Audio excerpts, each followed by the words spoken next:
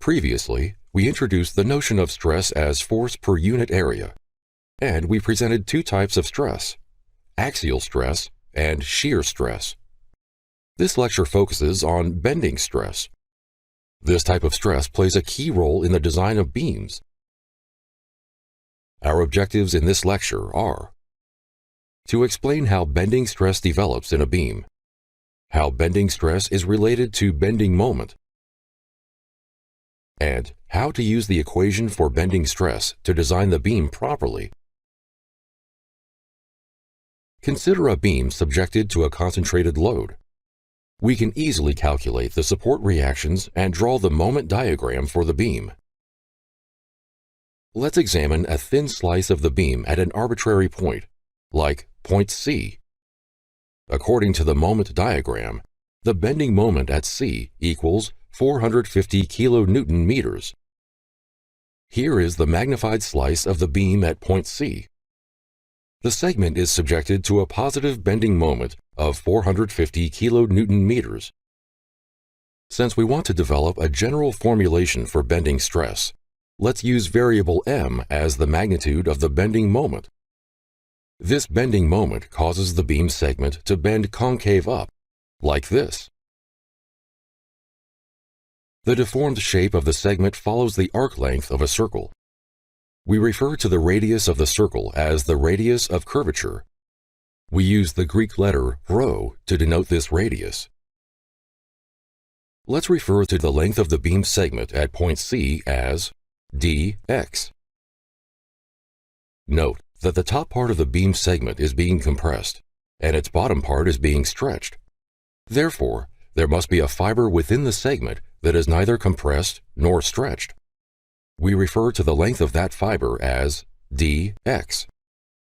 This is the unchanged length of the beam segment. The axis that runs along this length is called the neutral axis. Using basic geometry, we can express dx as: if we let y represent the distance from the neutral axis to an arbitrary fiber, then the length of that fiber, denoted by dx star, can be written as: since dx represents the unchanged length of the beam segment, the change in the fiber's length becomes dx star minus dx. The ratio of the change in length to the original length of the beam segment is called the tensile strain. We denote it using the Greek letter epsilon. For a shortened fiber of length, dx star, epsilon equals. According to Hooke's law, axial stress, sigma, can be expressed as the modulus of elasticity of the material, E, times axial strain, epsilon. Therefore, the fiber with length, dx star, is subjected to a compressive force of E times y over rho. This is the force per unit area of the cross-section, which we call axial stress. We can use this equation to determine the axial stress in the beam fibers. For example, if the distance from the neutral axis to the top fiber of the beam is labeled C, then the axial stress in the fiber equals. The negative sign indicates that the fiber is in compression. Let's denote the axial stress in the top fiber of the segment as sigma sub C. Therefore, the compressive stress at the top of the segment can be shown this way. The axial stress in the other fibers can be determined in a similar manner. Since this fiber is closer to the neutral axis, it carries less axial stress than sigma sub C. The closer we get to the neutral axis, the less axial stress the fiber carries. The fibers below the neutral axis carry tensile stress. The stress in the fiber increases as we get closer to the bottom fiber of the segment. Since this is a linear equation in terms of y, the stress profile for the beam segment is also linear, as shown here.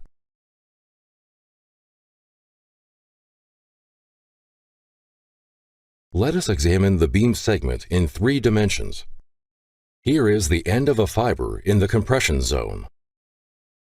The fiber is located at a distance of y from the neutral axis. Therefore, the axial stress in the fiber can be written as negative E y over rho. The negative sign indicates that the fiber carries compressive stress. Similarly, the axial stress in a typical fiber in the tension zone can be shown this way. Here is a visualization of the compression and tension zones on one side of the beam segment. Since the beam is not subjected to any axial load, the sum of the axial stresses acting at the beam's cross-section must be 0. That is, the area under the stress diagram in the compression zone must be equal to the area under the stress diagram in the tension zone. We can write this equilibrium condition by integrating the expression for axial stress over the entire area of the beam's cross-section. This equation states that the algebraic sum of all the stress elements acting at the beam's cross-section must be 0. Since E and rho are constant for a given beam segment, we can conclude that the integral of y dA must be 0. This integral expression is 0 only if the neutral axis passes through the geometric center of the beam's cross-section. Therefore, for a rectangular cross-section, the neutral axis divides the height of the beam into 2 equal heights. If we refer to the overall height of the beam as h, the distance from the neutral axis to the top and bottom fibers becomes h over 2. We refer to this distance as c. Let us rearrange this equation so that the ratio E over rho can be expressed as sigma sub c over c. So we can rewrite stress equation as, note that the axial stress in each beam fiber produces a moment about the neutral axis. The bending moment in the beam segment, M, equals the sum of the moments produced by the fiber stresses in the compression and tension zones. Mathematically, this can be written as, the integrand here is the moment of a typical stress element about the neutral axis. Sigma sub c over c times y is the stress, and y is the distance from the stress location to the neutral axis. Since this ratio is constant for the beam segment, to determine M, we need to integrate y squared over the area of the cross-section. This is called the second moment of area, or the moment of inertia of the cross-section about the axis of bending. The moment of inertia of a rectangular cross-section about the neutral axis equals 1 over 12 times b times h cubed. In this equation, b is the width, and h is the height of the cross-section. We use the letter I to refer to this quantity. Solving this equation for sigma sub c, we get, this equation gives us the compressive and tensile stresses at the outer fibers of the beam as a function of the beam's bending moment and the dimensions of the beam's cross-section. This stress profile, which develops in the beam due to a bending moment, is called bending stress. In this equation, if we replace c, the distance from the neutral axis to the outer fiber of the beam segment, with y, the distance from the neutral axis to the arbitrary fiber, we get the general form of the bending stress equation. This equation enables us to determine the stress magnitude in an arbitrary beam fiber located at a distance, y, from the neutral axis. Let us see how we can use this equation for design purposes.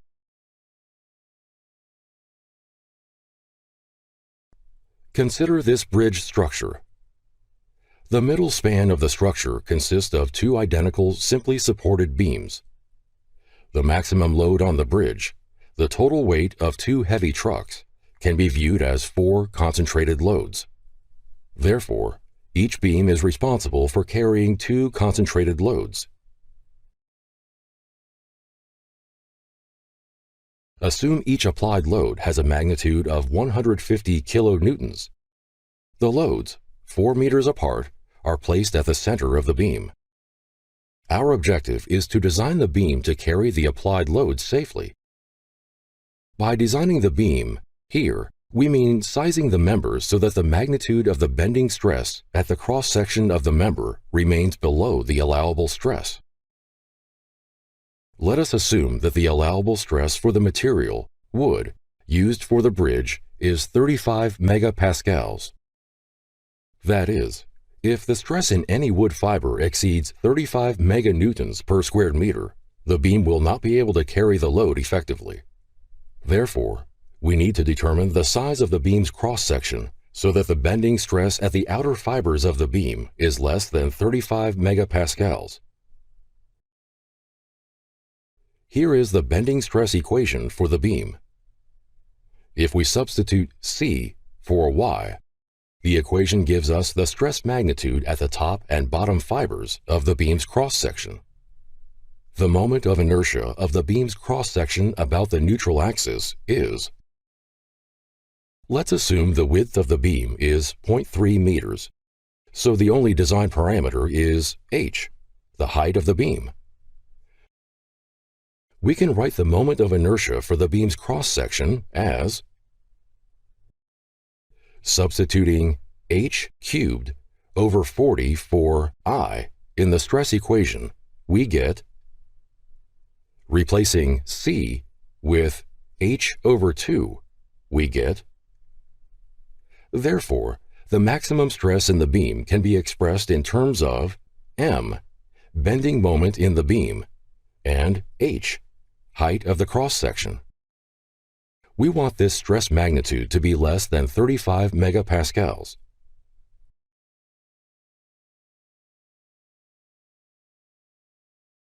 To calculate h using this equation, we first need to calculate the maximum bending moment in the beam. Here is the beam's bending moment diagram. As shown here, the bending moment reaches its maximum value at the middle segment of the beam. The magnitude of the maximum moment is 600 kilonewton meters. Substituting 600 for m in the stress equation, we get. Solving this equation for h, we get. Therefore, to ensure that the bending stress in the beam does not exceed the allowable stress, the beam's depth needs to be 0.6 meters. See if you can solve the following exercise problems.